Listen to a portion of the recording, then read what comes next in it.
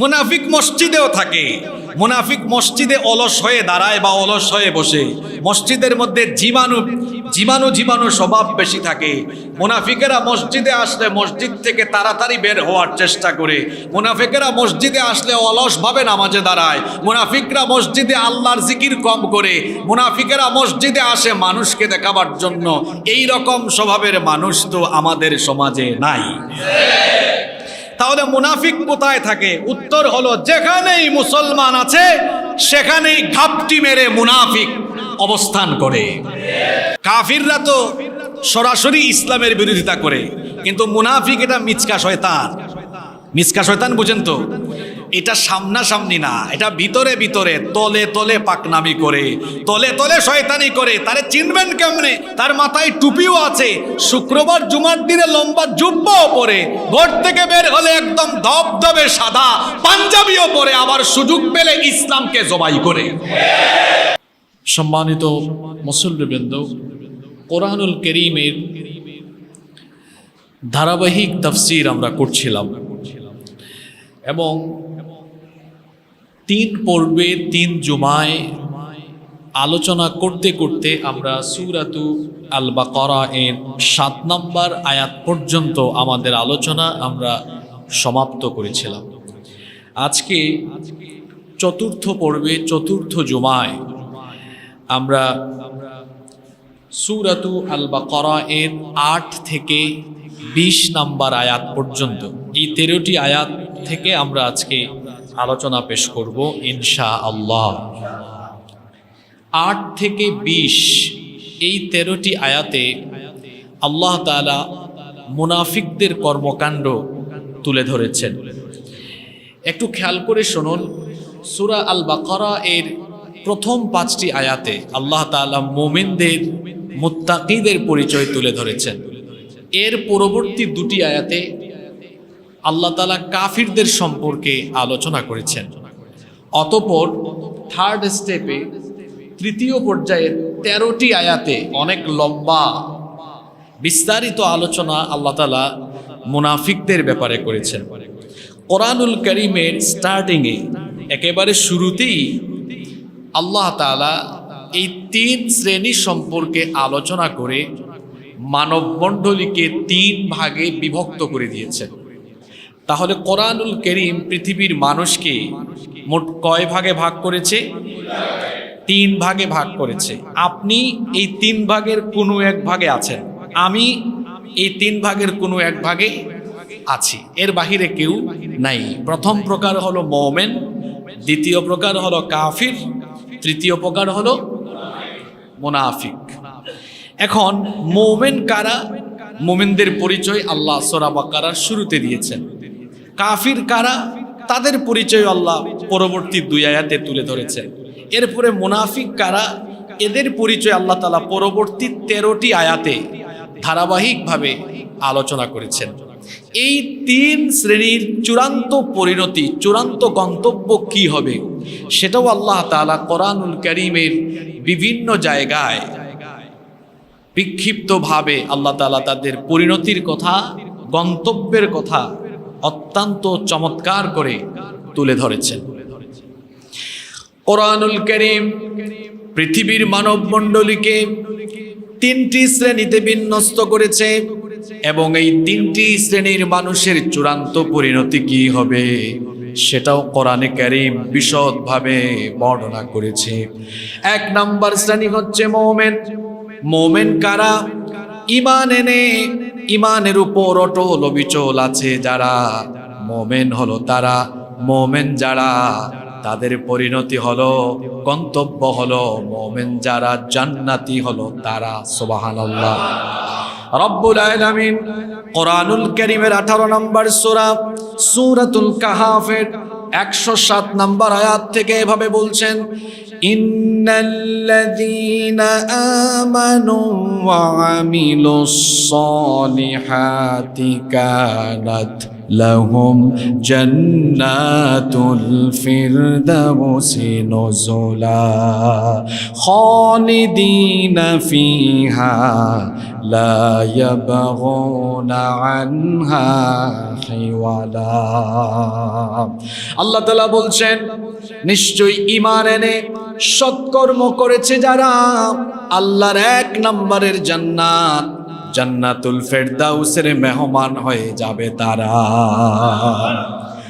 আবার কোরআনুল কারীমের 9 নম্বর সূরা সূরাতুত তাওবা এর 111 নম্বর আয়াতে আল্লাহ আরো চমৎকার করে বলেছেন ইন্নাল্লাহা আশতারা মিনাল মুমিনিনা আনফুসাহুম ওয়া আমওয়ালাহুম বিআন্না লাহুমুল জান্নাহ নিশ্চয়ই আল্লাহ তাআলা মুমিনদের জান এবং মালকে খরিদ করে নিয়েছেন আর তাদের জানমালের বিনিময়ে তাদেরকে তিনি জান্নাত দিয়েছেন। তাহলে মুমিন যারা জান্নাতের সুসংবাদ পেয়েছে তারা 2 নম্বর কোরআন দ্বিতীয় শ্রেণীতে যাদেরকে বিন্যস্ত করেছে তাদের পরিচয় হলো কাফির। 3 নম্বর শ্রেণীর পরিচয় হলো মুনাফিক। কাফির হলো তারা আল্লাহ রাসূল এবং ইসলামের সাথে কুফরি করে যারা দুশমনি করে যারা। 3 নম্বর মুনাফিক কারা মুখে মুখে ঈমানের কথা বলে অন্তরের মধ্যে কুফরি লালন করে যারা।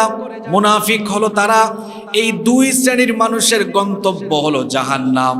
তবে কাফিরদের স্ট্যাটাস হলো জাহান্নামের উপরে আর মুনাফিকদের স্ট্যাটাস হলো জাহান্নামের নিচে। এই 2 শ্রেণীর পরিণতি সম্পর্কে রব্বুল আলামিন কোরআনে কারীমে বলেছেন।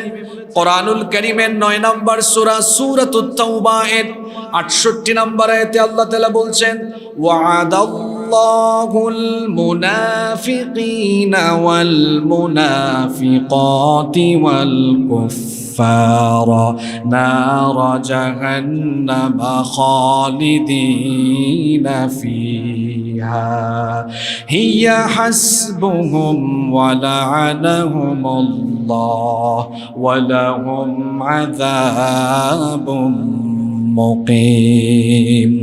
আল্লাহ তাআলা বলছেন মুনাফিক নারী পুরুষ এবং কাফিরদের ব্যাপারে আল্লাহ জাহান্নামের আগুনের ওয়াদা করেছেন। সেটা হলো তাদের আবাসস্থল, তাদের উপরে আল্লাহর লানত এবং তাদের জন্য চিরস্থায়ী আযাবের ব্যবস্থা যিনি রেখেছেন তিনি কে?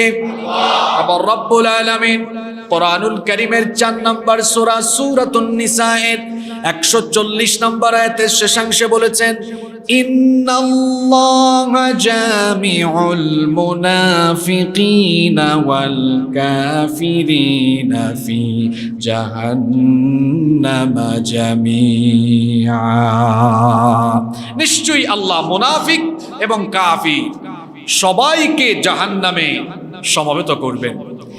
এই আয়াতগুলো খেয়াল করুন, এখানে আল্লাহ কাফিরদের কথা বলেছেন পরে, মুনাফিকদের কথা বলেছেন আগে। তার মানে হলো পরিণতির দিক বিবেচনায় কাফিরের চাইতে মুনাফিকের পরিণতি হবে অত্যন্ত ভয়াবহ।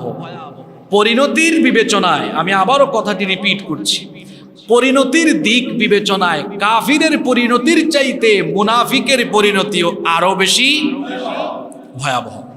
পৃথিবীর কুখ্যাত কাফির যারা, যেমন ফেরাউন, নমরুদ, আবু জাহাল, উতবা শাইবা, সাদ্দাত, হামান, কারুন সহ পৃথিবীর কুখ্যাত কাফিররা স্ট্যাটাসের দিক থেকে জাহান্নামের উপরে থাকবে। আর কলিমউদ্দিন, সলিমউদ্দিন, আব্দুর রহমান, আব্দুস সামাদ নামের নাম নিয়ে মুসলমানের বেশ ধরে মুনাফিকি করেছে যারা, জাহান্নামে ফেরাউন নমরুদের নিম্ন স্তরে থাকবে তারা। এজন্য রব্বুল আলামিন কোরআনুল কারীমের 4 নম্বর সূরা সূরাতুন নিসা এর 145 নম্বর আয়াতে বললেন ইন্নাল মুনাফিকিনা ফিদ দারকিল আসফালি মিনান নারি ওয়া লান তাজিদ লাহুম নাসীরা। নিশ্চয়ই মুনাফিকেরা জাহান্নামের একেবারে নিম্ন স্তরে অবস্থান করবে আর সেখানে তাদের কোনো সাহায্যকারী থাকবে না, কোনো সাহায্যকারী থাকবে না। তাহলে ভয়াবহতার দিক বিবেচনায় কাফিরের চাইতে মুনাফিকের পরিণতি আরো বেশি খারাপ। তাহলে বলেন তো তুলনামূলকভাবে মুনাফিক ভালো না কাফির ভালো? মানে এই দুই শ্রেণী থেকে ভালো কে? কাফের ভালো। মুনাফিক কাফেরের থেকেও খারাপ। তাহলে কোরআনে কারীম পৃথিবীর মানুষকে কয় ভাগে ভাগ করেছে? কয় ভাগে? সবচেয়ে খারাপ কারা? জোরে বলেন, সবচেয়ে খারাপ কারা? মুনাফিক। এজন্য আমাদের দুশ্মন শয়তান, সে কখনো আমাদেরকে কাফির বানাতে চায় না, কারণ সে জানে আমাদেরকে কাফির বানানো তার জন্য অনেক কঠিন। আর সে আমাদেরকে কাফির বানাতে যাবে কোন দুঃখে? শয়তান যদি আমাদেরকে কাফির বানায়, শয়তানের বেশি লাভ নাকি মুনাফিক বানালে শয়তানের বেশি লাভ? বুঝে শুনে জবাব দেন। আমাদেরকে কাফির বানালে শয়তানের বেশি লাভ নাকি আমাদেরকে মুনাফিক বানালে শয়তানের বেশি লাভ? এজন্য শয়তান আমাদেরকে কাফির বানাতে চায় না। শয়তান আমাকে, আপনাকে, আমাদেরকে ধোঁকা দিয়ে যেটা বানাতে চায় সেটার নাম কি? জোরে বলেন। মুনাফিক বানাতে চায়। কারণ কাফির বানাবে কেন? শয়তানের তো বুদ্ধি বেশি, আমাদের চেয়ে শয়তানের বুদ্ধি কম না বেশি? তো সে বুদ্ধি করে রেখেছে আপনাকে কাফির বানাইলে শয়তানের লস, আপনি জাহান্নামের উপরে চলে যাবেন। আর যদি আপনাকে কোন রকমে মুনাফিক বানাতে পারে তো শয়তানের লাভ আছে, আপনাকে একেবারে জাহান্নামের নিচে নিয়ে যেতে পারবে। মুনাফিক হচ্ছে মানুষের মধ্যে সবচেয়ে ডেঞ্জারাস ক্যারেক্টার। এরা হচ্ছে সবচেয়ে ভয়াবহ। এবং মুনাফিকের কোনো আলাদা সাইনবোর্ড নাই, আলাদা কোনো ব্যানারও নাই। কোনো ব্যক্তির কপালে পিঠে সাইনবোর্ড থাকে না যে আমি মুনাফিক। মুনাফিক চেনাও বড় মুশকিল। কেউ যদি হিন্দু দেখতে চায় তো হিন্দু পাড়ায় বা হিন্দু প্রধান দেশে গেলে প্রচুর পরিমাণ হিন্দু সেখানে সে দেখতে পাবে। কেউ যদি বলে আমি অনেক বেশি হিন্দু দেখব, তা আমরা তাকে বলবো ভারতে যান। কেউ যদি বলে বেশি বেশি বৌদ্ধ দেখব, তা বলবো চীন অথবা মিয়ানমারে যেতে পারেন। কিন্তু এরপরে কেউ যদি বলে সে খ্রিস্টান দেখবে, আমেরিকায় যাক।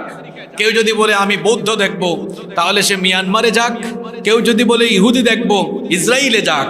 কিন্তু কেউ যদি বলে হুজুর আমি মুনাফিক দেখব, কোথায় যাব? তার কি আলাদা কোনো দেশ আছে? মুনাফিক কোথায় থাকে? মুনাফিক কোথায় থাকে? মসজিদে মনে হয় থাকে না? মসজিদে থাকে না? মুনাফিক মসজিদেও থাকে। মুনাফিক মসজিদে অলস হয়ে দাঁড়ায় বা অলস হয়ে বসে। মসজিদের মধ্যে জীবাণু স্বভাব বেশি থাকে।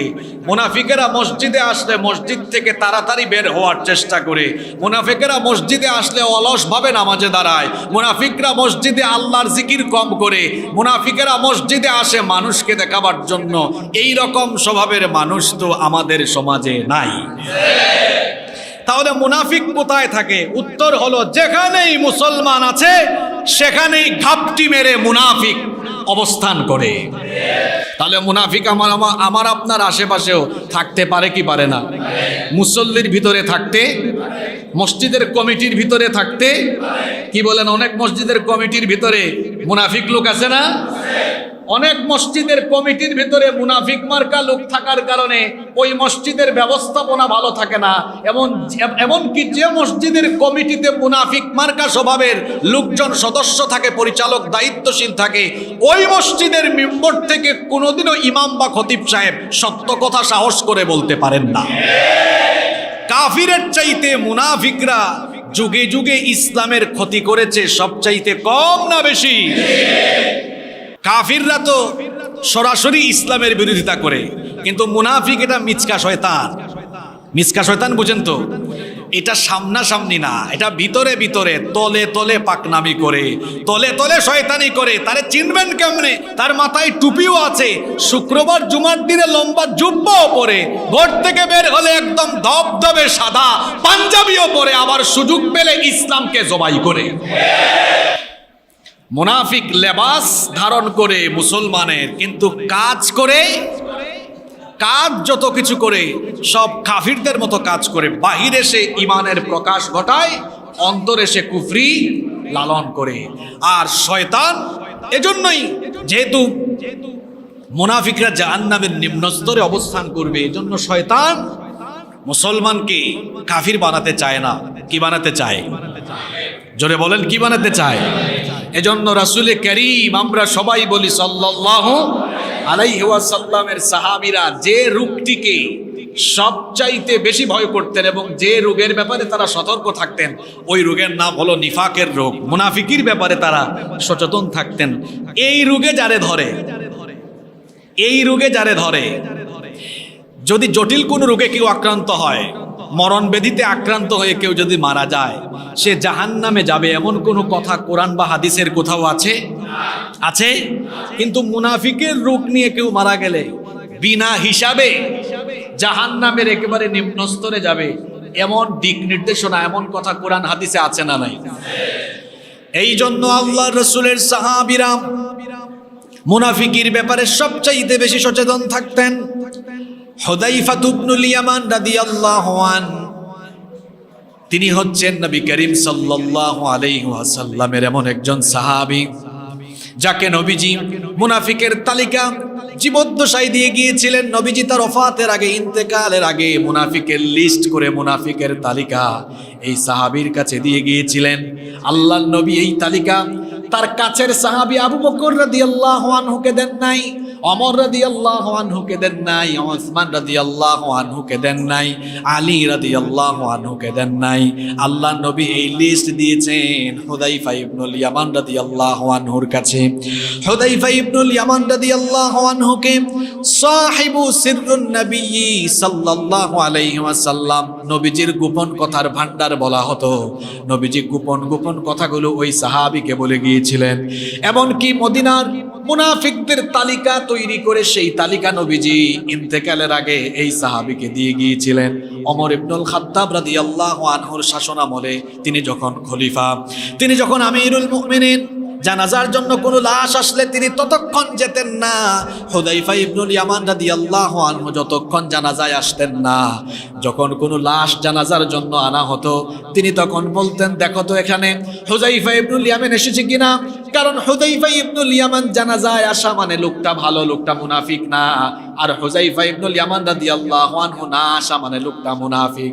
কারণ মুনাফিকের জানাজায় কিংবা তার কবর জিয়ারতে নিষেধাজ্ঞা যিনি দিয়েছেন তিনি কি?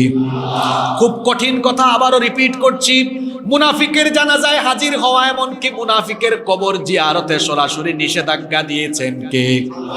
এজন্য ওমর রাদিয়াল্লাহু আনহু জানাজার লাশ আসলে পরে বলতেন, দেখো সেখানে হুযায়ফা ইবনুল ইয়ামান এসেছেন কিনা। হুযায়ফা ইবনুল ইয়ামান রাদিয়াল্লাহু আনহু আসলে তিনিও জানাজায় যেতেন, না আসলে ওমর রাদিয়াল্লাহু আনহু জানাজায় যেতেন না।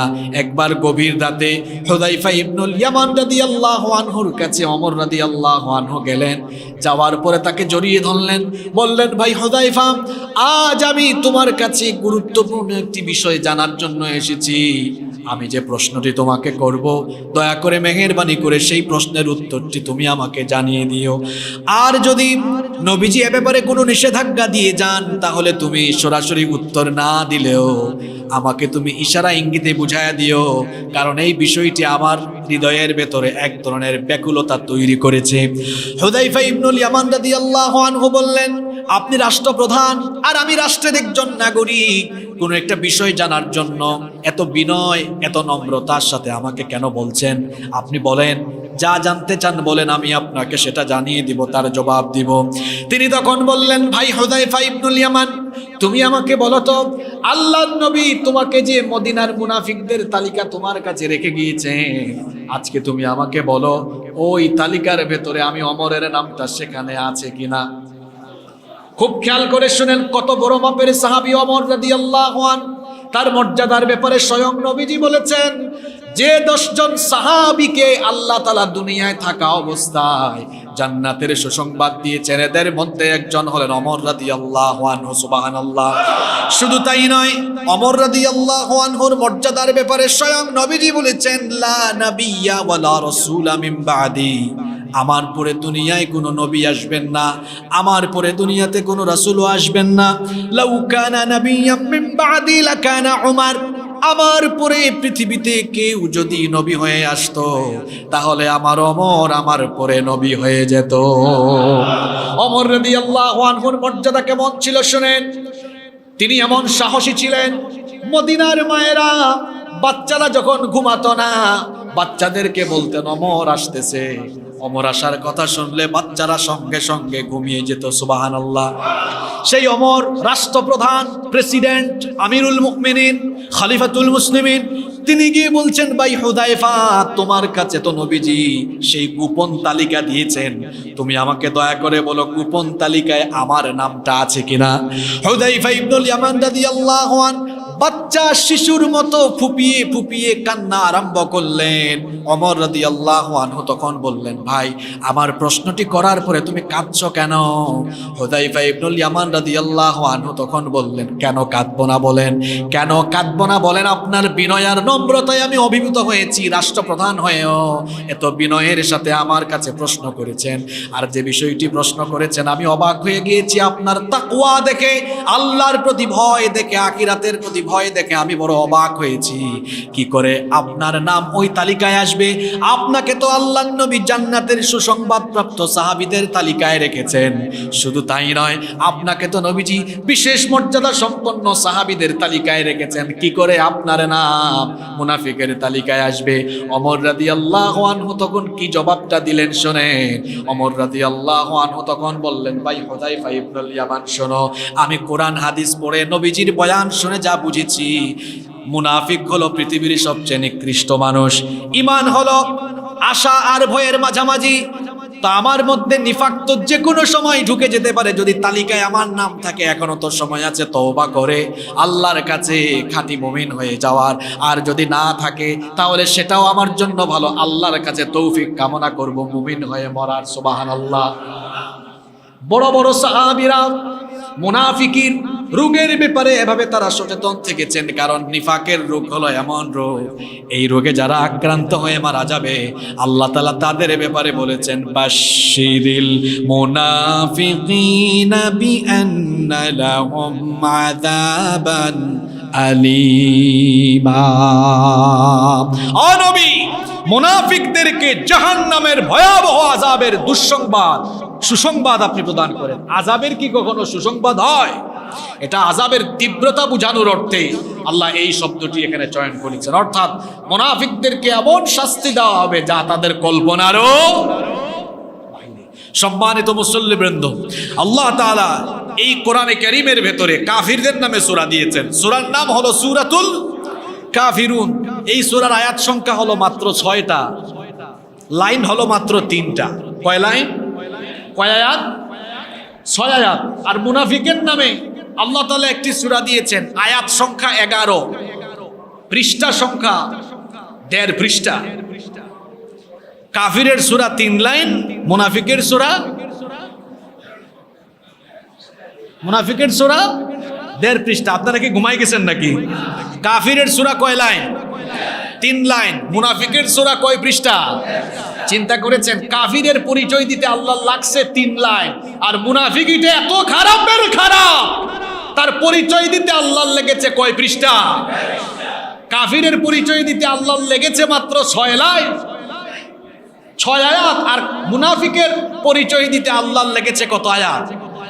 11 আয়াত। এমনকি সূরা বাকারায় আপনি লক্ষ্য করেন, প্রথম 5 আয়াতে মুমিনের কথা, আর মাত্র 2 আয়াতে কাফিরের কথা। আর মুনাফিকের কথা কয় আয়াতে? একটু আগেই তো বললাম, কত আয়াত? 13 আয়াত। কত আয়াত? তাহলে ভয়াবহতার দিক থেকে এই 3 শ্রেণীর মানুষ, মুমিন, কাফের, মুনাফিক, সবচাইতে ভয়াবহ কে? জোরে বলেন। একটি সমাজে, একটি দেশে ইসলামী আন্দোলন, এরপরে মুসলমান, মুসলিম উম্মার জন্য ইসলাম বিরোধীরা এতটা ডেঞ্জারাস নয়। আমাদের লেবাস পরে আমাদের সমাজে ঘাপটি মেরে থাকা মুনাফিকরা যতটা ভয়াবহ, মুনাফিকরা এতটা ভয়াবহ, কারণ যুগে যুগে এরা ইসলাম আর মুসলমানের ক্ষতি করেছে সবচাইতে বেশি। এজন্য তাদের পরিণতিও বেশি ভালো না বেশি খারাপ? মুনাফিকদের পরিণতি এত খারাপ, মদিনার সমাজে যে মুনাফিকগুলো ছিল সেই মুনাফিকদের সর্দার লিডার ছিল আব্দুল্লাহ বিন উবাই বিন সুলুল। আব্দুল্লাহ ইবনে উবাইয়ের নাম আপনারা শুনেছেন কি শুনেন নাই? এই মুনাফিক আল্লাহর রাসূলের পিছনে নামাজ আদায় করত, আল্লাহর রাসূলের পিছনে নামাজ আদায় করত, আল্লাহর নবীর সাথে দাওয়াতে যেত, আল্লাহর নবীর সঙ্গে চলাফেরা করত, কিন্তু ভেতরে ভেতরে সে নিফাকগ্রস্ত ছিল। কাফির মুশরিকদের সাথে বন্ধুত্ব করে ইসলাম আর মুসলমানদের ক্ষতি সাধন করেছে। উহুদের ময়দান থেকে তার 300 সৈন্য নিয়ে সে পলায়ন করেছিল। জীবদ্দশায় মৃত্যুর আগ পর্যন্ত সারা জীবন ইসলাম আর মুসলমানদের ক্ষতি সাধন করেছে। তাবুকের অভিযান থেকে ফিরে আসার কিছুদিন পরেই এই মুনাফিক নেতা মারা গেল। তার ছেলের নাম আব্দুল্লাহ। তার ছেলে দৌড়ে নবীজির কাছে আসলো, এসে বলল, ইয়া রাসূল, আমরা বলি সাল্লাল্লাহু আলাইহি ওয়াসাল্লাম, আমার পিতা মারা গিয়েছেন। আমার পিতার ইচ্ছে ছিল তিনি মারা যাওয়ার পরে যেন আপনার গায়ের জুব্বা মুবারক দিয়ে আমার পিতার কাফনের কাপড় পরিধান করানো হয়। এই কথা শুনে আল্লাহর নবী সঙ্গে সঙ্গে তার একটি জুব্বা দিয়ে দিলেন। এবং আব্দুল্লাহ বিন উবাইয়ের ছেলে বলল, আমার পিতা আরো বলেছেন তিনি মারা যাওয়ার পরে যেন আপনি তার জানাজায় গিয়ে ইমামতি করেন। আল্লাহর রাসূল তার জুব্বা মোবারক দিয়ে বললেন, ঠিক আছে, বাড়িতে যাও, গিয়ে লাশ প্রস্তুত করো, দাফনের জন্য প্রস্তুত করো, জানাজার জন্য প্রস্তুত করো, আমি আসতেছি। কিছুক্ষণ পরে যখন আল্লাহর নবী রওনা দিবেন, ওমর রাদিয়াল্লাহু আনহু সামনে এসে বাধা দেওয়া আরম্ভ করলেন। আল্লাহর নবীকে বাধা দিলেন। ওমর রাদিয়াল্লাহু আনহু স্মরণ করিয়ে দিলেন, ও আল্লাহর নবী, আপনি তো জানেন এই লোকটা সারা জীবন ইসলাম আর মুসলমানদের ক্ষতি করেছে। উহুদের ময়দানে আমাদের সাথে সে দুশ্মনী করেছে, তার 300 সৈন্য নিয়ে পলায়ন করেছে, সারা জীবন আমাদের ক্ষতি সাধন করেছে। তার সকল কুকর্ম নবীজির সামনে তুলে ধরলেন। আল্লাহর নবী এগুলো শোনার পরেও বললেন, ওমর, জানাজায় যেতে তো আমার আল্লাহ এখনো আমাকে নিষেধ দেন নাই, সুতরাং তুমি আমার পথের সামনে থেকে সরে দাঁড়াও। আল্লাহর নবী যখন রওনা দিবেন, ওমর রাদিয়াল্লাহু আনহু নবীজিকে আবারও ধরলেন, বাধা দিলেন। বেশ কয়েকটি জায়গায় ওমর রাদিয়াল্লাহু আনহু একাকী সিদ্ধান্ত নিয়েছেন, আর ওমর রাদিয়াল্লাহু আনহুর সিদ্ধান্তের পক্ষে আল্লাহ কোরআনের আয়াত নাজিল করে ওমর রাদিয়াল্লাহু আনহুর পক্ষে রায় দিয়েছেন। এখানে ওমর রাদিয়াল্লাহু আনহুর পক্ষে আল্লাহ 2টা আয়াত নাজিল করেছিলেন। কিভাবে আয়াতগুলো নাজিল হয়েছিল শোনেন। ওমর রাদিয়াল্লাহু আনহু বাধা দেওয়া সত্ত্বেও নবীজি থামলেন না, জানাজায় চলে গেলেন। যখন নবীজি জানাজার সামনে দাঁড়ালেন, জানাজায় আল্লাহর নবী যখন লাশ সামনে নিয়ে জানাজার সামনে দাঁড়াতে যাবেন, আল্লাহ বরদাস্ত করলেন না। আল্লাহ সঙ্গে সঙ্গে আয়াত নাজিল করলেন। সূরা তাওবা এর 84 নম্বর আয়াত নাজিল হয়ে গেল, ওয়ালা তুসাল্লি আলা আহাদিম মিনহুম মাতা আবাদান ওয়ালা তাকুম আলা কবরি ইন্নাহুম কাফারু বিল্লাহি ওয়া রাসূলিহি ওয়া মাতু ওয়া হুম ফাসিকুন। আল্লাহ আয়াত নাজিল করলেন, ও নবী, এই মুনাফিকদের মধ্য থেকে কেউ যদি মারা যায়, তার জানাজায় আপনি দাঁড়াবেন না, এমনকি তার কবরের সামনে দাঁড়িয়ে আপনি কবর জিয়ারত করবেন না। আল্লাহু আকবার। কোন নবী? ভালো করে শুনেন। যেই নবী কিবলা পরিবর্তনের জন্য হাত তুলে মোনাজাত করা লাগে না, মনে মনে চেয়েছেন, আল্লাহ মনের আশা পূরণ করে দিয়েছেন, সুবহানাল্লাহ। সেই নবী মুনাফিকের জানাজায় যখন হাজির, আল্লাহ তাআলা এই ক্ষেত্রে কঠোরতা অবলম্বন করলেন। আল্লাহ বললেন, না, একজন মুনাফিকের জানাজায় আপনি তার লাশ সামনে নিয়ে দাঁড়াতে পারেন না, এমনকি তার কবরের সামনেও দাঁড়াতে পারেন না। ও নবী, আজকে এই মুনাফিকের জন্য আপনি ক্ষমাও চাইতে পারেন না।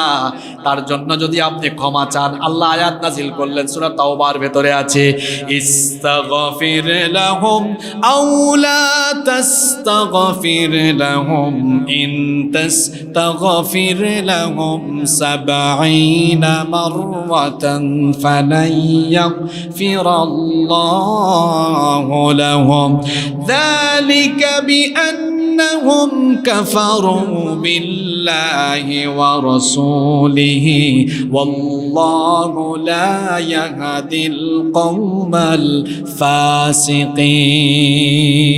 আল্লাহ তাআলা বললেন, ও নবী, এই মুনাফিকের জন্য একবার দুইবার না, আপনি যদি 70 বারও তার জন্য আমার কাছে ক্ষমা চান, আমি আল্লাহর ডিসিশন হলো এই ধরনের মুনাফিক আর কিয়ামত পর্যন্ত পৃথিবীতে আসা যত মুনাফিক, এদের জন্য ক্ষমা যতই চাওয়া হোক না কেন, আমি এদেরকে কখনোই ক্ষমা করব না। আল্লাহু আকবার। কোন নবী? আগেই বলেছি, যে নবী কিবলা পরিবর্তনের জন্য হাত তুলে বলা লাগে না, মনে মনে চাওয়া মাত্রই মনের চাওয়া পূরণ করে দিয়েছেন কি? সেই একই নবীকে আল্লাহ বলছেন মুনাফিকের ব্যাপারে হাত তুলে লাভ নাই, চাইয়া লাভ নাই, কোন মুনাফিককে আমি ক্ষমা করব, এই সিদ্ধান্ত কার? আর মাঝে মাঝে আমরা আপনাদের কথা কি বলবো, আমাদের মতো কিছু হুজুর পরিস্থিতির শিকার হয়ে মাঝে মাঝে খেজুর হয়, কিংবা মাঝে মাঝে জালিমের পদলেহন করে খেজুর হয়ে মাঝে মাঝে টাটকা মুনাফিকের জানাজা পড়াইয়া কবরে শোয়া জান্নাতে দিয়ে আসে, মনে হয় যেন জান্নাতের কন্ট্রাক্টরে নিয়েছে। কি বলেন, আছে তো? আপনি কার জানাজায় দাঁড়িয়েছেন? যদি আপনি জানেন কোন ব্যক্তি জীবদ্দশায় মুনাফিকি কর্মকাণ্ডে লিপ্ত ছিল, তার কবর জিয়ারত তো দূরের কথা, তার জানাজায় আপনি দাঁড়াতে পারবেন না। এই নিষেধাজ্ঞা কার? এজন্য কোন হকপন্থী আলেম কখনোই কোন মুনাফিকের জানাজা বা কবর জিয়ারতে শামিল হতে পারে। ব্যক্তিত্ববান আলেম হওয়া দরকার। সত্যকে সত্য বলুন, মিথ্যাকে মিথ্যা বলুন, ন্যায়কে ন্যায়, অন্যায়কে অন্যায়, সাদাকে সাদা, কালোকে কালো বলতে শিখুন। মুনাফিকরা হচ্ছে পৃথিবীর সবচাইতে ডেঞ্জারাস ক্যারেক্টার। আজকে যে আয়াতগুলো আসতেছে আলোচনায়, 13টা আয়াত, এগুলো কাদের সম্পর্কে? মুনাফিকদের সম্পর্কে। মুনাফিক শব্দটি হচ্ছে আরবি, এর অর্থ হলো মান ইউখফিল কুফরা ওয়া ইউযহিরুল ঈমান, যারা মুখে মুখে ঈমানের প্রকাশ ঘটায়, ঈমানের কথা বলে কিন্তু অন্তরে কুফরি লালন করে। মুনাফিক হচ্ছে সেই ব্যক্তি মান ইউযহিরু খিলাফু মা ইউবতিন, তার বাহিরে একটা ভিতরে বলে একটা করে, যার ভিতর এক বাহিরে আরেক, তার নাম কি? বাহিরে ফিটফাট, ভিতরে এটার নাম কি? জোরে বলেন। এখন এই জাতির আবির্ভাব কিভাবে হলো? মুনাফিকদের গোড়াপত্তন কিভাবে হলো? মুনাফিকদের উত্থান কিভাবে হলো? এর একটা ইতিহাস আছে না নাই? আজকে আমি আপনাদেরকে এই 13টা আয়াতের আলোচনা শুরু করার আগে মুনাফিক জাতির উদ্ভব কিভাবে হলো, এদের স্টার্টিং কিভাবে হলো, এদের গোড়াপত্তনের ইতিহাস আপনাদের সামনে তুলে ধরছি। নবীজি মক্কায় ছিলেন কত বছর? কথা বলছেন না কেন আপনারা? হ্যাঁ, 13 বছর। কত বছর? এই 13 বছর কি কোনো মুনাফিক ছিল? জোরে বলেন। কোনো মুনাফিক ছিল? মুনাফিক পাওয়া গেল কোথায় আসার পরে? জোরে বলেন। শুনেন, মুনাফিকদের উত্থান, এদের গোড়াপত্তন কিভাবে হলো, কিভাবে মুনাফিকদের উত্থান হলো, মুনাফিকদের গোড়াপত্তনের ইতিহাস আপনাদেরকে শোনাচ্ছি। আল্লাহর নবী 13 বছর যখন মক্কায় ছিলেন, নির্মম নির্যাতন নিপীড়নের মধ্যে নবীজি এবং তার অনুসারীরা ছিলেন। সেখানে একজন মুনাফিকও ছিল না, কোনো ব্যক্তি এমন ছিল না যে ব্যক্তি মুখে মুখে ঈমানের কথা বলে অন্তরে অন্তরে কুফরি লালন করে, কিংবা মুখে মুখে ঈমানের কথা বলে ভেতরে ভেতরে ঈমানের বিরোধিতা করে। এই রকম কোনো মানুষ মক্কার ভেতরে ছিল না, বরং মক্কায় ছিল তার বিপরীত চিত্র। চলাফেরা করত কাফিরদের সাথে, কিন্তু ভেতরের মধ্যে ঈমান রাখত। মক্কায় ছিল এই পরিবেশ। আর যখন নির্মম নির্যাতন নিপীড়নের সম্মুখীন হয়ে আল্লাহর আদেশে নবীজি এবং সাহাবীরা মদিনায় চলে আসলেন। মদিনায় আসার পরে এখানকার আউস এবং খাজরাজ গোত্রদ্বয় আনসারের ভূমিকা পালন করলো। এই যে আনসার কাদেরকে বলা হয়? যে সকল লোকেরা মুহাজিরদেরকে, হিজরতকারীদেরকে আশ্রয় দিয়েছেন, তাদেরকে বলা হয় আনসার। আমাদের দেশে একটা আনসার বাহিনী আছে না? নাম তো বড় সুন্দর, কিন্তু কাজ কি ভালো? জোরে বলেন, কাজ কি ভালো? আনসার। সাহাবীরা 2 প্রকার। সাহাবীরা কয় প্রকার? এক প্রকার সাহাবীরা হলেন মুহাজির। মুহাজির মানে হিজরতকারী, যারা মক্কা থেকে হিজরত করে মদিনায় এসেছেন, তাদেরকে কি বলা হয়? আর ওই মুহাজিরদেরকে যারা মদিনায় আশ্রয় দিয়েছেন তাদেরকে বলা হয়। তাহলে বিশৃঙ্খলা করা এটা কি আনসারের স্বভাব নাকি সাহায্য করা আনসারের স্বভাব? জোরে বলেন। আমাদের দেশের আনসাররা কিছুদিন আগে করলো কি, বন্যায় যখন দেশ আক্রান্ত, সারা দেশের মানুষ যখন বন্যার্থদের সাহায্যে এগিয়ে এসেছে, আর রাষ্ট্র সংস্কারে যখন দেশের সব জনগণ ঐক্যবদ্ধ হয়ে কাজ করছে, আনসাররা তখন রাষ্ট্র সংস্কারে সাহায্য না করে, বন্যার্থদেরকে সাহায্য না করে, আনসাররা তখন ভিন্ন উদ্দেশ্যে মাঠে নেমেছে। আসলে বলেন তো, এদের নাম আনসার না সন্ত্রাস? এদের নাম আনসার না সন্ত্রাস? পরে এমন দৌড়ান খাইছে, এমন দৌড়ানো খাইছে। আপনারা দেখেছেন, সাংবাদিক জিজ্ঞেস করছে যে কি হয়েছে, কি হয়েছে, দৌড়ান কেন? কয় এখন কথা বলার টাইম নেই, আগে যান বাসায়। শুধু আনসাররা দৌড়ানো খাচ্ছে বিষয়টা এমন নয়। এই বাংলাদেশ 15 বছর স্বৈরাচারী দ্বারা নির্যাতিত নিপীড়িত ছিল। এখন ছাত্র জনতার বিপ্লবের পরে এই বাংলাদেশের মানুষ পরাধীনতার শৃঙ্খলকে ছিন্ন ভিন্ন করে দিয়ে মানুষ যে নতুন বাংলাদেশ গড়ার স্বপ্ন দেখছে, এই স্বপ্নকে ধূলিসাৎ করার জন্য শুধু আনসার নয়, যখনই যে কেউ বিভিন্ন চেহারায় আত্মপ্রকাশ ঘটবে, এভাবেই ছাত্র জনতার দৌড়ানো খেয়ে মামু বাড়ি দিল্লিতে যাওয়া লাগবে। এজন্য সাবধান হওয়া দরকার, সতর্ক হওয়া দরকার। এদেশের মানুষকে চেনা দরকার। এদেশের মানুষরা গুলিকেও ভয় না করে, গুলির সামনে দাঁড়িয়ে যেভাবে এক অভ্যুত্থান ঘটিয়ে যেভাবে তারা এক নতুন বাংলাদেশ বিনির্মাণের স্বপ্নে এগিয়ে যাচ্ছে, সেই দেশের এই সাহসী বীর জনতাকে কোনো কিছু দিয়েই এই দেশের মানুষকে নতুন বাংলাদেশ গড়ার যে পথে তারা আছে, সেই পথ থেকে তাদেরকে দূরে সরানো যাবে না ইনশাআল্লাহ। তো বলছিলাম, মুনাফিকদের গোড়াপত্তন কিভাবে হলো? মক্কায় কোনো মুনাফিক ছিল? মক্কা থেকে সাহাবীরা মদিনায় আসলেন। এখানের 2টা গোত্র ছিল, বড় 2টা গোত্র। নাম কি বলেছি? আউস এবং খাজরাজ। এই আউস এবং খাজরাজ, এই 2 গোত্রের মানুষ তখন মুহাজিরদেরকে আশ্রয় দিলেন। তারা হয়ে গেলেন, কি হলেন? জোরে বলেন, আনসার। আউস এবং খাজরাজ গোত্রের লোকেরা আনসার হয়ে গেলেন। এবং শুধু যে আনসার হলেন তা নয়, তারা এর পাশাপাশি কি করলেন? তারা ঈমান এনে তারা ঈমানের পথে এমন অগ্রণী ভূমিকা পালন করলেন যে দ্বীন বিজয়ে তারা অগ্রণী ভূমিকা পালন করেছেন। সুবহানাল্লাহ। আউস এবং খাজরাজ গোত্রের লোকেরা মূর্তি পূজা ত্যাগ করে মুসলমান হয়ে গেলেন। খাজরাজ গোত্রের একজন বিখ্যাত নেতা ছিল, তার নাম হচ্ছে আব্দুল্লাহ বিন উবাই বিন সালুল। শুনতেছেন তো আপনারা? সে কোন গোত্রের ছিল? খাজরাজ। কোন গোত্রের? সে খাজরাজ গোত্রের হলেও আউস এবং খাজরাজ 2 গোত্রের মানুষ তাকে যথেষ্ট সম্মান করত, রেসপেক্ট করত। এবং মদিনায় মুসলমানরা আসার আগে আউস এবং খাজরাজ গোত্রের মানুষরা প্রায় সিদ্ধান্ত নিয়ে ফেলেছিল আব্দুল্লাহ বিন উবাইকে তারা তাদের নেতা বানাবে। এমনকি আব্দুল্লাহ বিন উবাইয়ের জন্য তারা একটা মুকুটও বানিয়েছিল। এই মুকুট দিয়ে আব্দুল্লাহ বিন উবাইকে তারা তাদের বাদশা বা নেতা হিসাবে বরণ করে নেবে। আব্দুল্লাহ বিন উবাইও রেডি ছিল, প্রস্তুত, যে কিছুদিন পরেই আমি মদিনার লিডার, মদিনার নেতা হতে চলেছি। কিন্তু তার এই স্বপ্ন তখন ধূলিসাৎ হয়ে গেল যখন নবীজি মক্কা থেকে হিজরত করে মদিনায় চলে আসলেন। আউস এবং খাজরাজ গোত্রের লোকেরা তখন আব্দুল্লাহ বিন উবাইকে বাদ দিয়ে নবীজিকেই তারা মদিনার নেতা হিসাবে তারা গ্রহণ করে নিল। সুবহানাল্লাহ। আব্দুল্লাহ বিন উবাইয়ের মন ভালো না খারাপ? জোরে বলেন, মন ভালো না খারাপ? শুনেন, পৃথিবীতে সর্বপ্রথম মুনাফিকি আরম্ভ হয়েছে ক্ষমতার জন্য।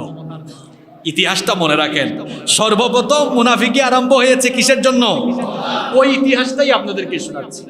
আব্দুল্লাহ ইবনে উবাই রেডি ছিল, প্রস্তুত ছিল। আমি যে ঘটনাটা বলছি, হয়তো বাংলাদেশেও কিছুদিন করে এমন ঘটনা ঘটতে পারে, যারা এতদিন ইসলামের পক্ষেই ছিল কিন্তু ক্ষমতার জন্য তারা ইসলাম আর মুসলমানদের বিরুদ্ধে মুনাফিকি করতে দ্বিধাবোধ নাও করতে পারে। আর বুঝি না আমাদের এই আয়াতের আলোচনাগুলো কিভাবে কিভাবে যে মিলে যায়, মানে যেটা ঘটবে যেটা আসবে সেটা যেন আগাম আমাদের আলোচনায় চলে আসে। আলহামদুলিল্লাহ পড়ো। আব্দুল্লাহ বিন উবাই তার মন খারাপ, সে নেতৃত্বের মুকুট পরিধান করার পর্যায়ে আসার পরেও নেতা হতে পারলো। এখন সে দেখলো আউস আর খাজরাজ গোত্রের যারা মুসলমান হয়ে গিয়েছেন, প্রায় সকলেই মুসলমান হয়ে গিয়েছেন, তাদেরকে ইসলাম থেকে বের হওয়ার বা ইসলাম ত্যাগ করতে তাদেরকে বাধ্য করা যাবে না, রাজিও করা যাবে। আব্দুল্লাহ বিন উবাই তখন চিন্তা করলো, আমি যদি এখন ইসলাম গ্রহণ না করি আমার উপরে বিপদ আসতে পারে। যাই হোক, আমার মনের এই ক্ষোভ, আমার মনে জমে থাকা সকল ক্ষোভ, এটা সময় মতো আমি মিটাবো।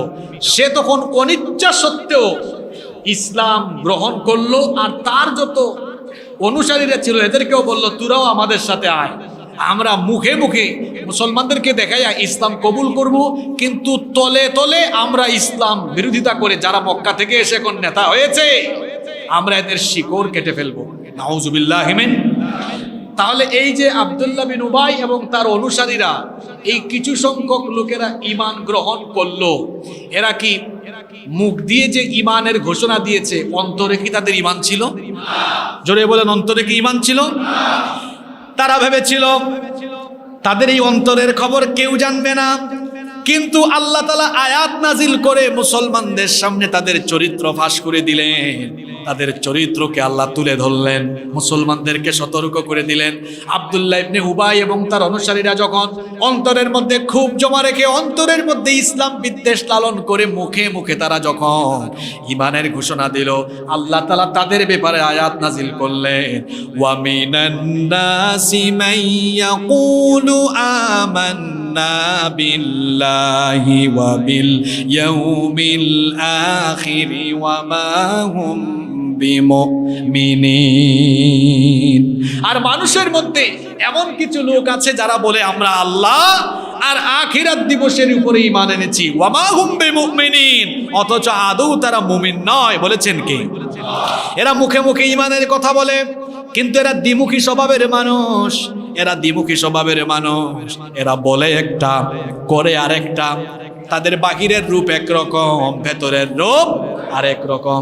তাদের কথা আল্লাহ সূরা মুনাফিকুনের প্রথম আয়াতে এভাবে বলেছেন, ইদা জাআকাল মুনাফিকুনা ক্বালু নাশহাদু ইন্নাকা লারাসূলুল্লাহ ওয়াল্লাহু ইয়ালামু ইন্নাকা লারাসূলুহু ওয়াল্লাহু ইয়াশহাদু ইন্নাল মুনাফিকিনা লাকাযিবুন। আল্লাহ তাআলা বলছেন, ও নবী, মুনাফিকরা যখন আপনার কাছে আসে তখন তারা বলে আমরা সাক্ষ্য দিচ্ছি নিশ্চয়ই আপনি আল্লাহর রাসূল। আর আল্লাহ বলছেন, আল্লাহ জানেন নিশ্চয়ই আপনি আল্লাহর রাসূল। তারা সাক্ষ্য দিচ্ছে আপনি আল্লাহর রাসূল, আর আমি আল্লাহ সাক্ষ্য দিচ্ছি ইন্নাল মুনাফিকিনা লাকাযিবুন, নিশ্চয়ই মুনাফিকেরা যা বলে সেটা সত্য নয়, তারা মিথ্যাবাদী। তাহলে মুনাফিকের স্বভাব হলো সত্য বলা না মিথ্যা বলা? জোরে বলেন, সত্য বলা না মিথ্যা বলা? আমি যদি নিজেকে ইমানদার পরিচয় দিই, আমিও যদি মাঝে মাঝে অথবা দিনে 2-3টা মিথ্যা কথা বলি, তাহলে আমারও মুনাফিক হওয়ার সম্ভাবনা আছে না নাই? নবীজি বলেছেন মুনাফিকের কিছু স্বভাব আছে, ইদা হাদ্দাসা কাযাবা, যখন সে কথা বলে তখন সে মিথ্যা বলে। তাহলে কথায় কথায় মিথ্যা বলা এটা মুমিনের কোনো আলামত নয়, বরং কথায় কথায় মিথ্যা বলা এটা কার আলামত? মিথ্যা বলার স্বভাব তো আমাদের মধ্যে নাই। ফোন করেছে, দোস্ত তুই কোথায়? আছে 12 কোয়ার্টার, কয় আমি আছি আন্দর কিল্লা। এরকম মিথ্যা বলার স্বভাব আমাদের সমাজে আছে না নাই? মিথ্যা যে ব্যক্তি বলে সে ব্যক্তি শয়তানের বন্ধু হয়ে যায়। আর মিথ্যা যে ব্যক্তি বলে, আল্লাহর নবীর হাদিস আছে, নবীজি বলেছেন যখন কোনো ব্যক্তি মিথ্যা বলে তার মিথ্যা কথার দুর্গন্ধে রহমতের ফেরেশতা তার থেকে বহু দূরে চলে যায়। বলছিলাম মুনাফিকদের কথা, তারা মুখে মুখে ঈমানের কথা বলেছে কিন্তু অন্তরে ঈমান অন্তরে ঈমান নাই। এজন্য আল্লাহ তাআলা বলেছেন ওয়া মিনান নাসি মান ইয়াকুলু আমান্না বিল্লাহি ওয়া বিল ইয়াউমিল আখির ওয়া মা হুম বিমুমিনিন। মানুষের মধ্যে এমন কিছু লোক আছে যারা বলে আমরা আল্লাহ আর আখিরাতের উপর ঈমান এনেছি। এটা তাদের মুখের কথা, অন্তরে আসলে ঈমান। এই কথা বলে তারা আল্লাহকে ধোঁকা দিয়েছে, তারা আল্লাহকে ধোঁকা দিয়েছে, আবার মুমিনদেরকেও ধোঁকা দিয়েছে। মুমিনদেরকে দেখায় দেখো আমরা তোমাদের দলের লোক। এমন মানুষ আমাদের সমাজে আছে না নাই? ইমানদারদের সাথে থেকে বুঝায় আমরা আসলে তোমাদের দলের লোক, কিন্তু আবার দেখা যায় ইমানদারদের থেকে দূরে সরে গেলে ইমান বিরোধীদের সাথেও তাদের একটা ভালো সম্পর্ক থাকে। এমন মানুষ আছে না নাই? আল্লাহ তাআলা পরের আয়াতে বলছেন এরা আল্লাহকেও ধোঁকা দেয়, ইমানদারদেরকেও ধোঁকা দেয়। আল্লাহ তাআলা সূরা বাকারার পরের আয়াত 9 নম্বর আয়াতে এজন্য বললেন ইউখাদিউনাল্লাহা ওয়াল্লাযীনা আমানু ওয়া মা ইয়াখদাউনা ইল্লা আনফুসাহুম ওয়া মা ইয়াশউরুন। এই মুনাফিকরা আল্লাহ এবং ইমানদারদেরকে ধোঁকা দেয়। আচ্ছা এরা আল্লাহ আর ইমানদারদেরকে কেমনে ধোঁকা দেয়? এই ব্যাখ্যা কোরআনে আছে না নাই? শুনেন এরা আল্লাহকে কিভাবে ধোঁকা দেয় আর মুমিনদেরকে কিভাবে ধোঁকা দেয়। কি সুন্দর করে আল্লাহ এদের চরিত্র কোরআনে বলে দিয়েছেন। কোরআনের এক আয়াতের তাফসীর পাওয়া যায় অন্য আয়াতে, আর তাফসীরুল কোরআন বিল কোরআন, কোরআন দিয়ে কোরআনের তাফসীর হলো সবচাইতে অথেন্টিক তাফসীর। কিভাবে এই মুনাফিকগুলো আল্লাহ আর ইমানদারদেরকে ধোঁকা দেয়?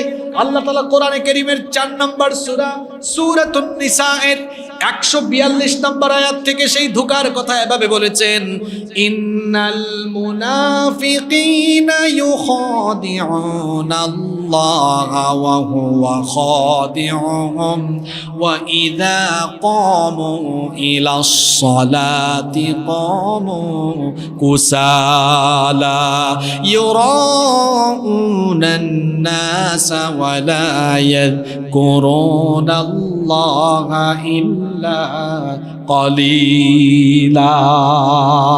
আল্লাহ তাআলা বলছেন নিশ্চয়ই মুনাফিকেরা আল্লাহ এবং আল্লাহকে ধোঁকা দিতে চায়। ওয়া হুয়া খাদিউহুম, অথচ আল্লাহ এদেরকে ধোঁকার মধ্যে ফেলে রেখেছেন, তারা জানে না তারা ধোঁকা কিভাবে দেয়। এই আয়াতে আল্লাহ তাদের 3টা ধোঁকার কথা বলেছেন।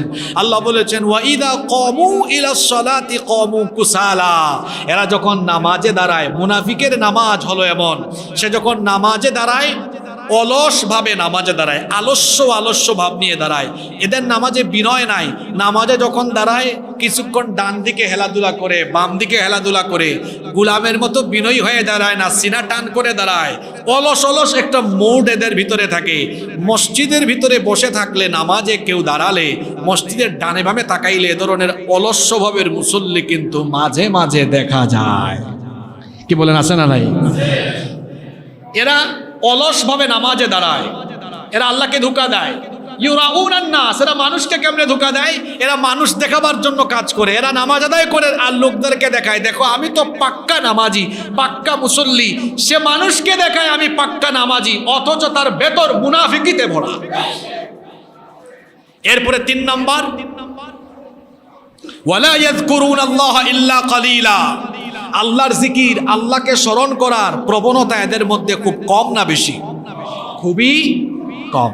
আল্লাহ এদের কথা বলছেন মুযাবযাবিনা বাইনা যালিকা লা ইলাহা উলাই ওয়া লা ইলাহা উলা, এরা দুদুল্যমান অবস্থায় পড়ে আছে, এদিকেও না ওইদিকেও না। এরা এরকম দুদুল্যমান অবস্থায় পড়ে আছে। এলোপাতারি বৃষ্টি বুঝেন তো আপনারা? এটাকে আপনারা আঞ্চলিক ভাষায় কি বলেন? ওই যে বৈশাখ মাসে বৈশাখের ঝড়ে যখন এলোপাতারি বৃষ্টি হয়, ডান দিক থেকেও আসে, বাম দিক থেকেও মাঝে মাঝে আসে, কিছুক্ষণ পর পর এরকম আপনার দিক চেঞ্জ হয়, এলোপাতারি বৃষ্টি হয়। তো এই এলোপাতারি বৃষ্টি হলে ছাতা থাকলে আমরা কি করি? যেদিকে বৃষ্টি ছাতাও সেদিকে। মুনাফিকগুলো হলো এরকম, এরা সুযোগ সুবিধা যেদিকে থাকে তারা ওই দিকে, যেদিকে সুযোগ পায় ওইদিকেই দৌড়ায়। এবং তারা ইমানদারের ভাব নিয়ে আল্লাহকে ধোঁকা দেয়, আল্লাহকে ধোঁকা দেয় এরপরে তারা মুমিনদেরকেও ধোঁকা দেয়, মুমিনদেরকে দেখায় দেখো আমরা তো তোমাদের সমাজে ইমানদার সমাজের, আমরা নামাজে আসি, আমরা রোজা রাখি, তাহাজ্জুদে আসি, দেখো না আমরাও ইমানদার। কিন্তু এভাবে ইমানদারির ব্যাস ধরে তারা ইসলামের ক্ষতি কেমনে করে, নামাজেও আসে কিন্তু দেখা যায় নামাজিদের বিরোধিতা করে। দেখেন নাই গত 15 বছর নামাজে আসে, আবার দেখা যায় না নিজে বলে ফজরের নামাজ দিয়ে দিন শুরু করে। কেউ কেউ আছে 70 রাকাত তাহাজ্জুদ পড়ুয়া, আবার তারাই এমন নামাজি পাইলেই বিভিন্ন ট্যাগ লাগিয়ে ধরে ধরে জেলখানা ভরপুর করে দিয়েছে। এই হলো স্বভাব। নিজেরা নামাজির বেশ ধরে ঠিক, কিন্তু নামাজি পিটায়, নামাজিদের দাড়ি ধরে ধরে টানে। এরকম চিত্র আপনারা দেখেছেন কি দেখেন নাই? আল্লাহ তাআলা বলছেন তারা বলে তারা আল্লাহকে ধোঁকা দিচ্ছে, তারা মুমিনদেরকে ধোঁকা দিচ্ছে। ওয়ামা ইয়াখদাউনা ইল্লা আনফুসাহুম, এরা জানে না যে এরা নিজেরাই নিজেদেরকে ধোঁকাগ্রস্ত করছে। ওয়ামা ইয়াশউরুন, অথচ তারা সেটা উপলব্ধি করতে পারছে। এরপরে 10 নম্বর আয়াতে তাদের ব্যাপারে আরো বলা হয়েছে ফি কুলুবিহিম মারাদুন ফাযাদাহুমুল্লাহু মারাদা ওয়া লাহুম আযাবুন আলীমুম বিমা কানু ইয়াকযিবুন। ফি কুলুবিহিম মারাদ, আল্লাহ বলছেন এদের অন্তরে রোগ আছে, ব্যাধি আছে, পীড়া আছে, সংশয় আছে। মুফাসসিরিনে কেরাম বলছেন এই মারাদ, এই অসুস্থতা, এই রোগের নাম হলো মুনাফিকের রোগ। এদের অন্তরে কিসের রোগ আছে? কাদের? এই স্বভাব যারা মুখে ঈমানের কথা বলে আর অন্তরে কুফরি লালন করে, যারা এরকম বেশ ধরে আল্লাহ ঈমানদারদেরকে ধোঁকা দেয়। আল্লাহ বলছেন এদের অন্তরে যে রোগ বাসা বেঁধেছে, এই রোগের নাম কিসের রোগ? আল্লাহ এরপরে বলছেন ফাযাদাহুমুল্লাহু মারাদা, আল্লাহ এদের রোগকে আরো বাড়িয়ে দিয়েছেন। আল্লাহ রোগকে কি করে দিয়েছেন? কিভাবে আল্লাহ এদের রোগকে বাড়িয়ে দিয়েছেন? আল্লাহ তাআলা মুনাফিকদেরকে তাদের মুনাফিকির কারণে সাথে সাথে শাস্তি দেন না। আল্লাহ একটু সময় দেন, সুযোগ দেন, অবকাশ দেন। এই সময় সুযোগ পেয়ে মুনাফিকরা ভাবে আমরা তো আমাদের লক্ষ্যে মনে হয় এগিয়ে যাচ্ছি, এজন্য তারা আরো মুনাফিকি বাড়িয়ে দেয়। মুনাফিকি বাড়াতে বাড়াতে যখন তারা সীমা ছাড়িয়ে যায়, তখন আল্লাহ তাদেরকে ধরেন।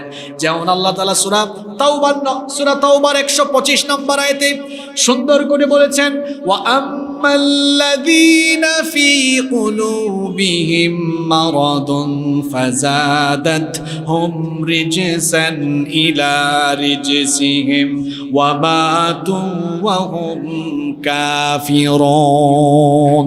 আল্লাহ তাআলা বলছেন অতএব যাদের অন্তরে ব্যাধি রয়েছে, আল্লাহ তাদের অপবিত্রতার সাথে অপবিত্রতাকে আরো বৃদ্ধি করে দেন। আর এইরকম নিফাকগ্রস্ত হতে হতে হতে হতে এই অবস্থায় তারা মৃত্যুবরণ করে। আর নিফাকগ্রস্ত অবস্থায় মুনাফিকের রোগ নিয়ে তারা যখন মারা যায়, তাদের এই অবস্থার কারণে ওয়ালাহুম আযাবুন আলীমুম বিমা কানু ইয়াকযিবুন, তাদের এই ঈমানদারের মিথ্যা বেশভূষার কারণে তাদেরকে কঠিন আযাবের সম্মুখীন যিনি করবেন তিনি কে? দুনিয়াতে থাকা অবস্থায় এই সকল মুনাফিকদের নাম মুসলমানদের নামের সাথে ছিল, মুসলমানদের সমাজে বসবাস ছিল।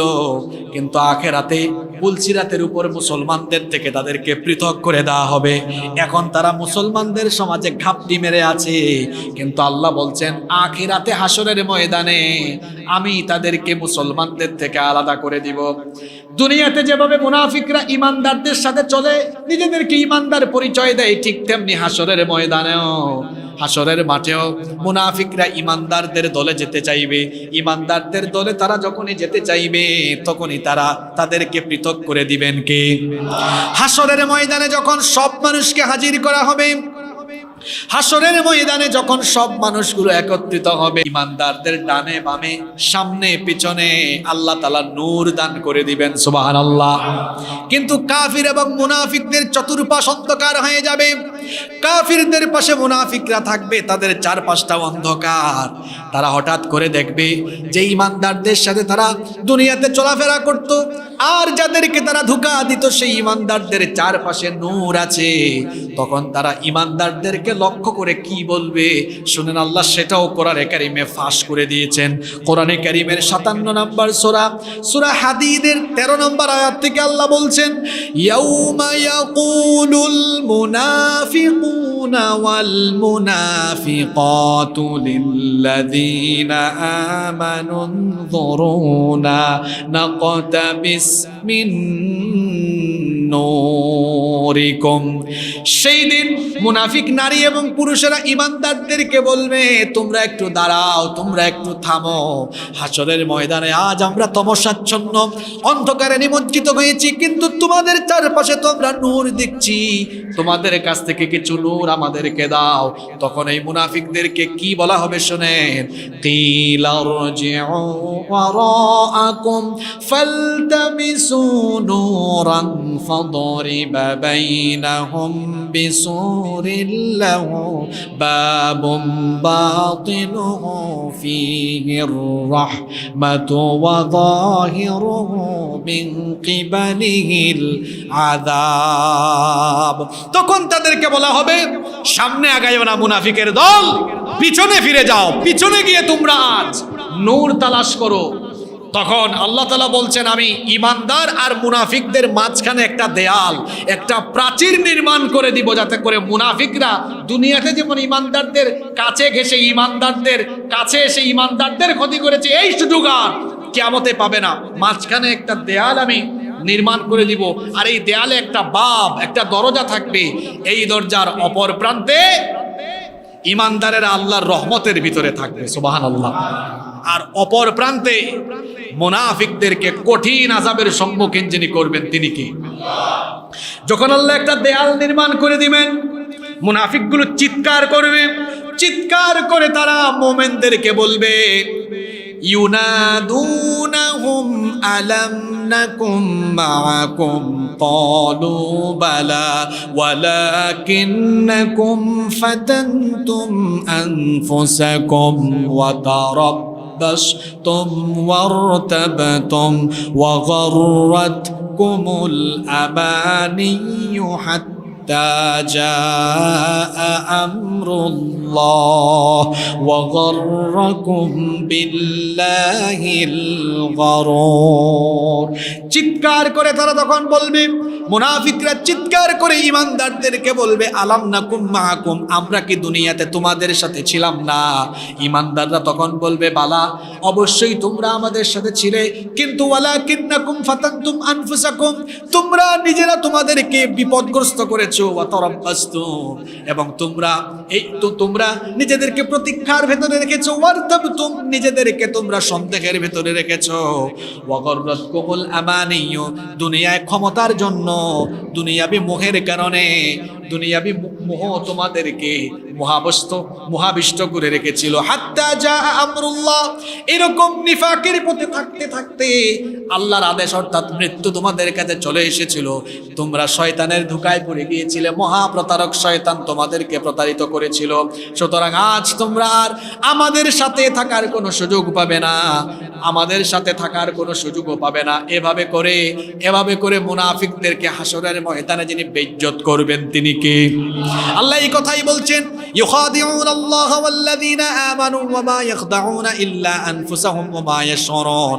এরা আল্লাহর ইমানদারদেরকে ধোঁকা দিতে চায়, অথচ তারা নিজেরাই ধোঁকার ভেতরে পড়বে।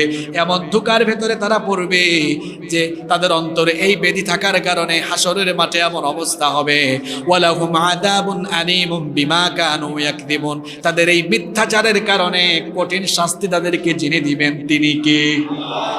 এই ধরনের কার্যক্রমে যখন মুনাফিকরা লিপ্ত ছিল, এই ভয়াবহ কার্যক্রমে লিপ্ত থাকার পরেও দুনিয়াতে তাদেরকে আল্লাহ শাস্তি না দিয়ে প্রথমে সংশোধনের কথা বলেছেন। কিভাবে আল্লাহ সংশোধন হওয়ার কথা বলেছেন? 11 নম্বর আয়াতে আল্লাহ সেই কথা বলছেন, ওয়া ইযা কিলা লাহুম লা তুফসিদু ফিল আরদি ক্বালু ইন্নামা নাহনু মুসলিহুন। আর যখন তাদেরকে বলা হলো তোমরা ফাসাদ করো না। এই যে তোমরা মুখে মুখে ইমানের কথা বলে তলে তলে ইসলাম আর মুসলমানদের ক্ষতি করে ফাসাদ সৃষ্টি করছে, এটা তোমরা করো না। তখন তারা কি বলে? ইন্নামা নাহনু মুসলিহুন, আমরা তো ফাসাদ করছি না, আমরা সংস্কার করছি। কি করছি? আল্লাহ বলছেন আলা ইন্নাহুম হুমুল মুফসিদুনা ওয়ালাকিন লা ইয়াশউরুন, সাবধান, এরাই হলো ফাসাদ সৃষ্টিকারী, অথচ তারা সেটা উপলব্ধি করতে পারছে। এই লোকগুলোকে যখন বলা হয়, পরের আয়াতে আল্লাহ বলছেন ওয়া ইদা কিলা লাহুম আমিনু কামা আমানান নাসু ক্বালু আনুমিনু কামা আমানাস সুফাহা, আর যখন তাদেরকে বলা হয় তোমরা তাদের মতো ঈমান আনো, অর্থাৎ সাহাবীরা যেভাবে ঈমান এনেছে কারো সাথে আপোষ করে না, তারা তলে তলে কারো সাথে আপোষ করে না, কাফিরদের নির্যাতন নিপীড়ন সহ্য করে কাফিরদের সাথে আপোষ করে না, সন্ধি প্রস্তাব দেয় না, সেই সকল সাহাবীদের মতো তোমরা মুহাজিরদের মতো ঈমান আনো। মুহাজিররা 13 বছর মক্কায় মার খেয়েছে, 13 বছর কখনো তারা কাফিরদের সাথে আতাত করে নাই, কাফিরদের সাথে সন্ধি করে নাই। আল্লাহ তাআলা মদিনার মুনাফিকদেরকে বললেন এদের মতো ঈমান আনো, এদের মতো তোমরা ঈমান আনয়নকারী হও। তখন তারা বলল ক্বালু আনুমিনু কামা আমানাস সুফাহা, আমরা কি নির্বুধ লোকদের মতো ঈমান আনবো? তারা বলল যে সত্যিকারের ঈমানদার মুহাজিরদের মধ্যে যারা ছিলেন বলল এরা নির্বোধ। আল্লাহ বলছেন আলা ইন্নাহুম হুমুস সুফাহা, প্রকৃত অর্থে তুরাই নির্বোধ, ওয়ালাকিন লা ইয়ালামুন, কিন্তু তোরা সেটা বুঝতে পারিস না। যারা যারা নিজেদের স্বার্থে, দুনিয়াবি স্বার্থে ইসলাম আর মুসলমানদের দুশ্মনদের সাথে সন্ধি করে আর ইসলাম আর মুসলমানদের দুঃসময়ে মুসলমানদের থেকে দূরে সরে যায়, তারা নিজেদেরকে অনেক চালাক ভাবে, মনে করে আমরা বড় হিকমতওয়ালা। আর আল্লাহ বলছেন তোরা চালাক নও, তোমরা হিকমতওয়ালা নও, তোমরা হচ্ছে সবচেয়ে বড় নির্বোধ, সবচেয়ে বড় বোকা। কথাটা বলেছেন কে? কথাটা বলেছেন কে? মাঝে মাঝে এমন পরিবেশ আমাদের সমাজে ঘটে, সামনেও ঘটতে পারে। ইসলাম আর মুসলমানদের উপরে চরম দুর্দিন আসতে পারে। ভাবিয়েন না যে এখন সুদিন পেয়েছেন, সামনের দুর্দিন আসবে না। আজকে বড় কঠিন কথা খুতবার শেষ মুহূর্তে আমি বলি, বড় কঠিন কথা বলি। আমরা বনি ইসরাইলের ইতিহাস জানি। বনি ইসরাইলকে আল্লাহ ফেরাউনের হাত থেকে নাজাত দিয়েছিলেন, ফেরাউনকে আল্লাহ ডুবিয়ে মেরেছিলেন। ফেরাউনের হাত থেকে আল্লাহ মুসা নবী তার অনুসারীদেরকে নাজাত দিলেন। ফেরাউন নাই, এখন তো তারা স্বাধীন। এখন তারা কি? স্বাধীন। এই স্বাধীনতা পাওয়ার পরেও তাদের খাসলত পরিবর্তন না হওয়ায় 40 বছর তারা একটি ময়দানের ভেতরে বন্দী অবস্থায় ছিল, ক্ষমতাও পায় নাই, স্বাধীনভাবে চলাফেরাও করতে। অপরাধটা কি? স্বভাবের পরিবর্তন না। আমি বাংলাদেশে বর্তমানে যে অবস্থা লক্ষ্য করছি, স্বাধীনতা পাওয়ার পরেও কিছু মানুষের খাসলতের মধ্যে এত সমস্যা আছে, এই খাসলত পরিবর্তন না করলে আরো কত বছরের জন্য যে বন্দিত্ব দশা আসবে আল্লাহ ছাড়া কেউ জানে না। আমার এই কথাগুলো উপলব্ধি করার জন্য আজকেই গিয়ে বনি ইসরাইলের ইতিহাস পড়ে। বনি ইসরাইলের লোকেরা ফেরাউন থেকে নাজাত পাওয়ার পরে 40 বছর ক্ষমতাও পায় নাই, স্বাধীনতাও। ফেরাউন থেকে স্বাধীন হয়েছে, কিন্তু স্বাধীনতা এরপরেও কেন? ওই ফেরাউনের হাত থেকে নাজাত পাওয়ার পরে সাগরের ওই পারে গিয়ে আল্লাহ বললেন যাও জিহাদে যাও, আমালিকাদের বিরুদ্ধে জিহাদ করো। তারা বলল না, আমরা পারবো না। তারা পথ দিয়ে হেঁটে যাচ্ছে, দেখলো এক সম্প্রদায়ের লোকেরা মূর্তি পূজা করছে। তারা বলল মুসা, আমাদেরকেও যদি কিছু একটা বানায় দিতা আমরাও এরকম পূজা করতে পারতাম। মুসা নবী গেলেন তুর পাহাড়ে, ওইদিকে তারা বাসুরের প্রতিমা বানিয়ে সেটার পূজা আরম্ভ করে দিল। খাসলতের কোনো পরিবর্তন হয় নাই। স্বভাবের পরিবর্তন না হলে, নিজেদের অন্তরের ভেতরে ইখলাস না নিয়ে আসলে, নিজেদের উদ্দেশ্য ঠিকঠাক না করলে এমন পরাধীনতা আসবে যে পরাধীনতা থেকে উদ্ধার হতে হলে 15 বছর নয় 30 বছরও সময় লাগতে পারে। আল্লাহ আমাদেরকে কথাগুলো বুঝার তৌফিক দান করুন। আজকে আমরা 8 থেকে 13 এই 5টি আয়াতের আলোচনা করলাম। আরো বাকি আছে কয়টা আয়াত? আরো না, আমাদের গেল কয়টা? আমাদের গেল 6টা আয়াত, আরো আছে 7টা আয়াত। বাকি 7টা আয়াতের আলোচনা আমরা আগামী জুমায় করবো ইনশাআল্লাহ।